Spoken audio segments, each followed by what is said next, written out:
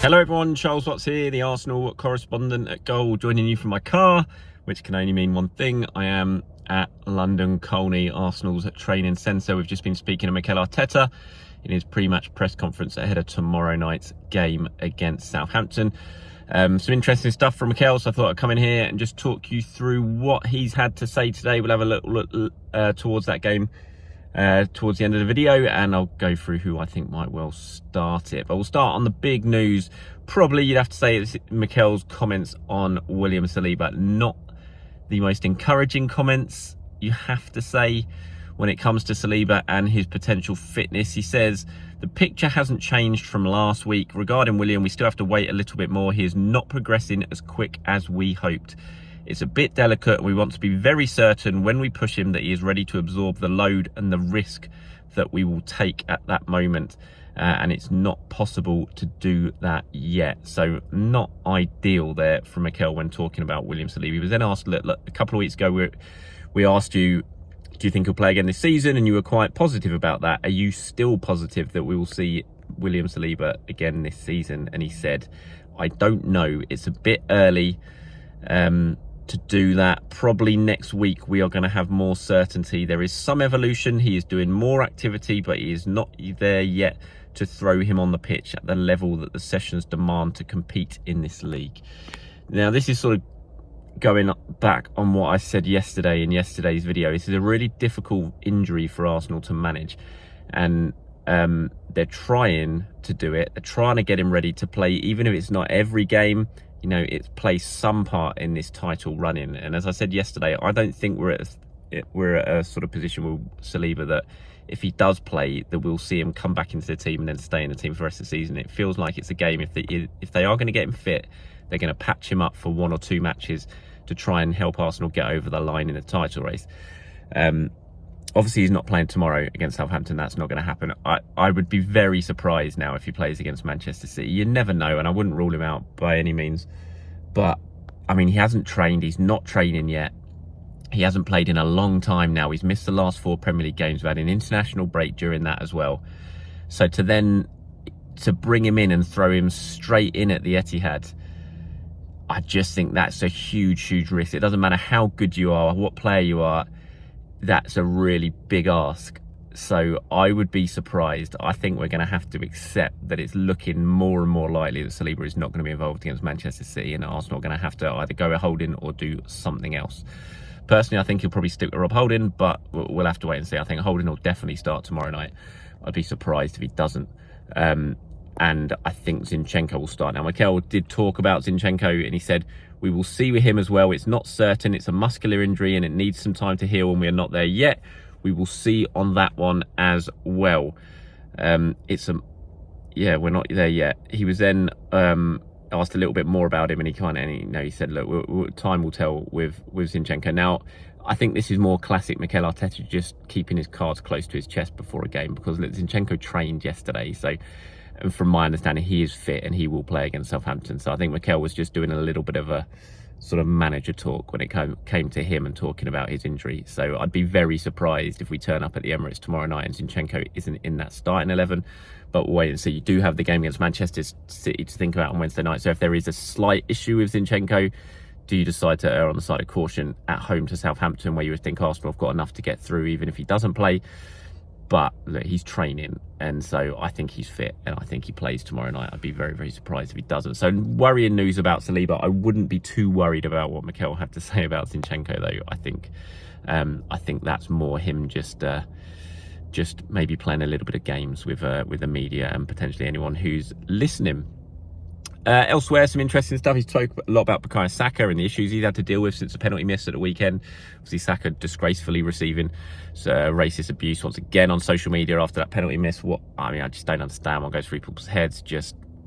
I don't know there's not really much more to say about it. It's just idiots. They're not fans. They're just idiots, plain and simple. And so Bukayo's been dealing with a lot of stuff since that penalty miss at the weekend. Obviously he was really, really hurt by it, and he said afterwards, he came out on social media, didn't he, and apologised for it and said he'll come back stronger, and I'm sure he absolutely will. Mikel was asked about Bukayo. He was asked if he was still going to be the penalty taker, and he said yes. He said yes, if not, I will go on the pitch and throw him the ball to make sure he takes the next one. So, there's no fears, and there shouldn't be. Like, he scored 5 in a row. before the miss at the weekend. You miss penalties, it's plain and simple. Everyone does. Look at Haaland last night. He put one miles over the bar for Manchester City against Bayern Munich. It happens. If you take penalties, you're going to miss them. You just got to get back up and take the next one, and that's what Bukayo Saka will do.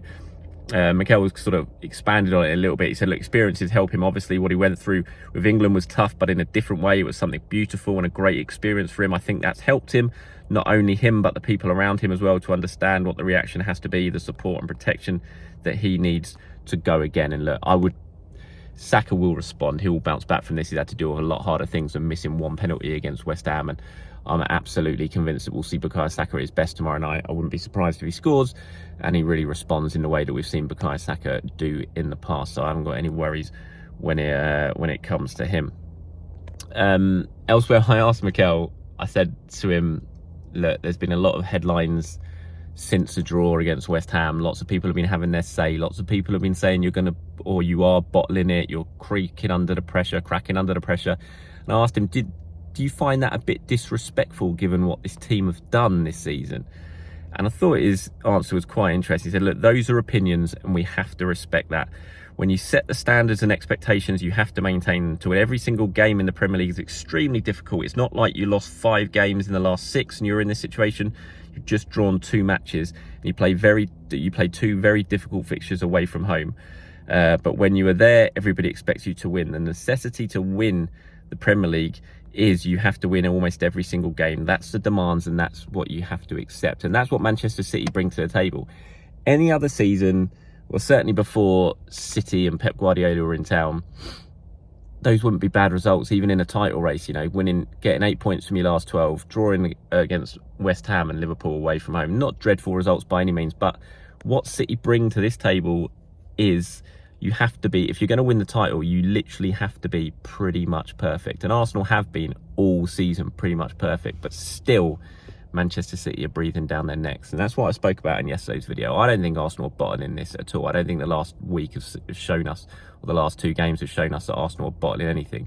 I think they've been complacent. I think they were certainly complacent against West Ham, and I said that in yesterday's video. And that, in a way, that's almost worse than bottling it, because it was so easy. It was there, you had it in your hands and you threw it away because you got complacent, because you found things too easy and you let your standards slip. And that's what Arteta would have been drilling into these players afterwards, and he admitted that up there in his press conference. He knew that his players just got a little bit too complacent, that they were finding it too easy, and that's what allowed West Ham back into the game. It wasn't anything West Ham did, it was what Arsenal did, and you can't afford to do that. I asked him about Gabriel Jesus and said, look, the substitution was, a lot of people found very odd when it's 2-2 and you take Jesus off. So I said, look, is he ready to play 90 minutes? Is that the reason you're taking him off at the moment? And he said, we'll see. We've been really careful, and there have been some issues within that period when he was in the final stages of rehab, and we have to be really attentive to him. We have players as well that can change the game, that are fully fit and probably deserve to play, and we have to be mindful of that. Now, I'm not sure. I still thought that was an odd substitution, taking Gabriel Jesus off, unless it was purely medical and based on data and all that sort of stuff. I just think when it's 2-2 and you're going for the title race, you leave Jesus on. You absolutely bring Trossard on, but you maybe take Bukayo Saka off, who was clearly not having a good game and had just missed a penalty, and his mind would have been all over the shop.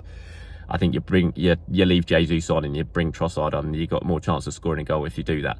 So that was a weird substitution for me, and especially when Jesus has scored and would look pretty lively in the game. So yeah, it'll be interesting to see if Jesus does play the full 90 minutes on Friday, because he hasn't done that yet since he's come back from injury, even though he is now scoring goals. Okay, so looking ahead to tomorrow night's game in terms of who might start. I mean, with the injury updates Mikel's given, we obviously know Saliba's not going to be involved. I think Zinchenko will, as I said earlier on. So I think Zinchenko definitely starts. I'll be surprised if Kieran Tierney does. I still think, and I know there's been a lot of debate about this, do you move Rob Holding out the side, you bring Ben White back in at centre-back alongside Gabriel, and then try and find a way to play someone at right-back, maybe even Zinchenko? I don't think he does that. I certainly don't think he does that against Southampton at home. I think if he's going to do something, if he's going to try something, it'll be more likely away at Manchester City, because let's face it, that's happened before when it comes to Mikel Arteta trying to be clever when it comes to his team selection and doing something a little bit different than other teams won't expect. But I think tomorrow night against Southampton, I think we'll see pretty much the same side that we saw in the game against West Ham, other than Zinchenko coming back into the team. I can't imagine there'll be too many differences. I mean, Trossard, as always, is pushing for a start just because of the impact he's had since he's been here, but I still think we'll see Martinelli, Saka and Jesus as the forwards. Partey Odegaard and Xhaka in midfield, and then the back four, like I said, Zinchenko back into it, and then Holding and Gabriel alongside Ben White, and then Aaron Ramsdale obviously at the back. And Mikel was asked about Holding and Tierney, and he said, look, their contribution is huge. First of all, the way they are in the team, and how patient they've been when they've had to wait to play, and what they've produced in terms of performances. This is why you need top quality players to be ready when you need them, and when they're not on the pitch to contribute in the right way. They're two great examples of that. He was asked about if they're useful to have around the squad. He said, yes, they're both great characters. They are really lively around the place. They bring a special energy to the team. We're really lucky to have them. Now, Rob Holding's been getting a lot of grief recently. I think a lot of it's unfair. I think Rob Holding's a good defender. He's not William Saliba. That's the fact. He's not William Saliba. He's not as good as William Saliba. When Saliba doesn't play and Rob Holding does, Arsenal drop in quality. That's a fact. But I don't think Rob Holding's really to blame for that. You can't all be as good as William Saliba. And I think Holding, for a sort of fourth choice centre-back, is doing very well. I think had Tomiyasu not been injured, I don't think Holding would be playing. I think Tomiyasu would probably be at right back, and you'd have Ben White playing alongside Gabriel. So Holding is fourth choice centre-back. You've got to remember that. And it's very hard, especially in this process and the rebuild Arsenal are in, to have four top quality centre-backs to the quality of William Saliba. So the fact that your fourth choice centre-back comes in, clearly there's going to be a drop. But I think some of the grief Holding has been getting is a little bit unfair. I think he's done a decent enough job. But Arsenal are just going to miss Saliba. It's plain and simple. They're going to miss his defensive qualities. They're going to miss what he does passing-wise and how he helps build attacks with his ability to break the lines. But I don't think you can really have a go at Rob Holding for that. It's just, you know, he's a good squad player. He's a very popular member of the squad, and he's doing all he can. And if Arsenal are going to win the title, clearly with Saliba's injuries, Holding's going to have to perform, and he's going to have to perform well. And fingers crossed he can do that over the next 7 games. All right, that's it from me. Thank you very much for watching, everyone. As always, sorry you had to put up with some very shaky hands in this video. I'm not feeling very well, haven't been all week, and it's pretty hard to hold this camera like this in my car for 12 minutes or so. So yeah, apologies for the shakiness, but I'll be back tomorrow in a much more fixed position at home on the tripod, so you won't have to deal with it then. Have a good day, everyone. I'll speak to you soon.